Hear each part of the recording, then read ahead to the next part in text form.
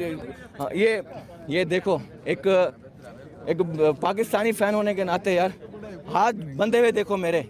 इस टीम को जो है ठीक करो, इस टीम को एक सीधे ट्रैक पे लेके आओ। सब वो फखर को छोड़ो यार, फखर गया तो उसके इन्होंने दूसरा ओपनर क्यों नहीं डाला? ये तो मुझे इनकी लॉजिक ही समझ नहीं आई। स्पिनर भी नहीं डाल। सबसे पहले जो है ना इधर गलती जिसकी है वो हमारी सिलेक्शन कमेटी है।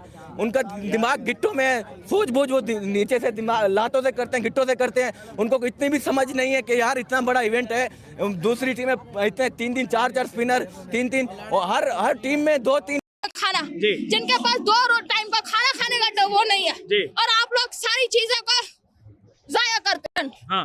रुजवान इतना हमेशा अच्छा खेलता है, वो खेला नहीं। सलमान वो भी इतना अच्छा खेलता है, कुछ रन्स बना के आउट हो गया। सूद जो कभी खेलता नहीं था आज उसने बहुत अच्छा बनाया। शाइन एक ही बॉल में आउट, जबकि वो छक्का इतना अच्छा मारता है। I am very